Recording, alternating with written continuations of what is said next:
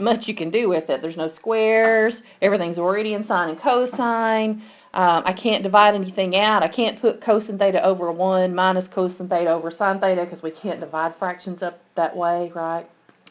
So what I'm going to do here is take this left-hand side, and I notice there's a 1 minus sine theta on the bottom, and I'm desperate, okay? So what I'm going to do, this is one of the techniques you can use. You can create a perfect squares pattern on the bottom, and that's what we're going to do. If you have 1 minus sine theta, what if we were going to like look at this as a difference of 2 squares and try to build a difference of 2 squares, what would I multiply by? Wait, what? That's what I thought. Your face was just like, what? I'm tired.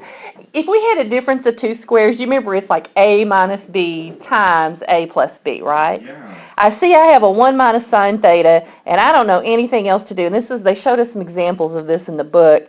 That's the only thing. I'm not looking at the answer key. I'm just like you guys going, what do I do with this? The only thing I can think to do is create a difference of squares pattern on the bottom, because it's like, what do I do? There's just seems like there's nothing you can do. But we can do this. So this is what I'm going to try. It might not be the right thing, but this is the only other thing I can think of that might work here. I'm going to multiply both of these terms times 1 plus sine theta. One thing I notice is that I've got one term on the left-hand side when I started out, but do you notice they want us to split it up into 2 terms? How am I going to do that? There's not enough there to split up when we first start. So this is why I'm thinking this is going to call for something a little outside the box, okay? So I'm going to create a perfect squares, bless you, on the bottom. It'll go away. There we go. All right. So on the bottom, if I have 1 minus sine theta times 1 plus sine theta, isn't that going to be 1 squared, which is 1, plus sine squared theta? I can multiply it all out, but if I remember my difference of 2 squares pattern, it's faster just to, bless you, it's faster just to go, this is the difference of 2 squares, so it's the first term squared, minus the second term squared. That should be a minus. I'm going to put a minus above it. A squared minus b squared is a minus b times a plus b. Does everybody remember their difference of 2 squares pattern? Yeah. Okay. I'm not sure. I'm getting a lot of blanks, but if I don't have this that I just wrote, but I'm trying to make it, okay? Because I don't know what else to do, because this looks really weird to me, okay? And so I notice that I have, if I call A 1 and B sine theta, I can if I want to say a minus b times a plus b, that's the way you would factor a difference of 2 squareds.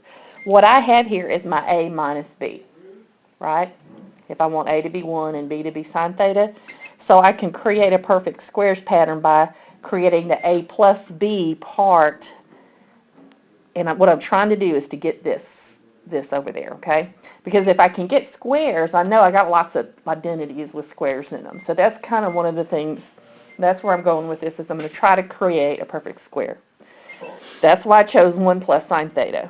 So 1 minus sine theta times 1 plus sine theta, you can multiply it out, but what you get is a squared, which is 1, minus b squared, which is sine theta squared. Okay? Everybody good with that now? You might not have thought to do it, but this is another technique you can do. And I know they gave us some examples over here in the book.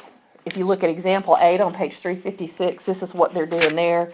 So that's the only thing I can think to try. Sometimes you just grasp at straws, okay? So now I'm going to multiply out the top. Cosine theta times 1, I'm going to distribute that's going to be cosine theta. And cosine theta times sine theta would be cosine theta sine theta. And the reason I did that, the reason I went ahead and distributed instead of leaving it the way it is, I maybe shouldn't have done it. I don't know yet. You know, you don't know till you try something what's going to work.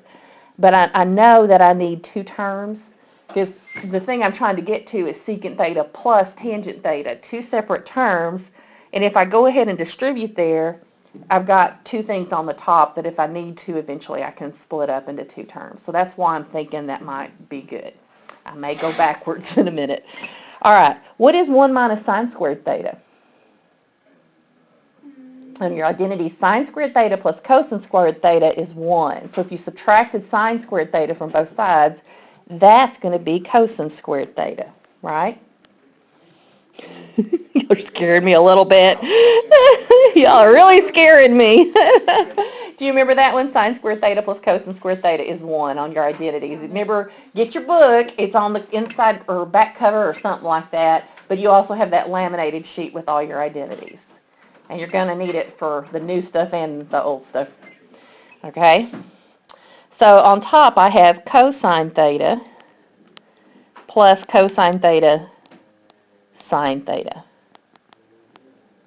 Okay. What do you think I could do now? Anybody got any ideas?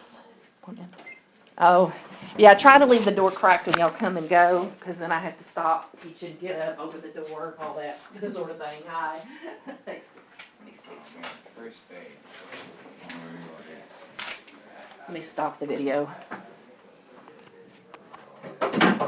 Once I've done this, I notice now, can't I split it up into two terms, right?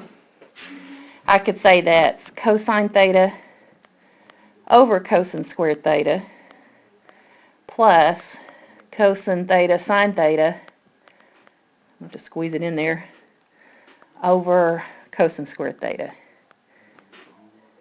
Okay, so I just noticed I need to get two terms. This is one way I could work towards two terms. Another thing I'm noticing, isn't some stuff going to cancel out? What are you going to get on the first term? 1 over cosine. Yeah, 1 over cosine, so I'll just mark out the square there. 1 over cosine is what? Secant. Ooh, look, what's up there on the top that I'm trying to get? Secant theta. Woohoo, we're on our way, okay? We're halfway there, maybe more than halfway there. Now, on the second term, I had cosine theta sine theta on top. Couldn't I cancel out a cosine theta on the top and the bottom there? And I'm left with sine theta over cosine theta, which is tangent. We're there now, aren't we? So what was the main strategy I had to use to get going? No, it's another major strategy. Yeah, if you don't have anywhere else to go, and you notice that you've got something minus something on the bottom like we had here, try a difference of two squares pattern.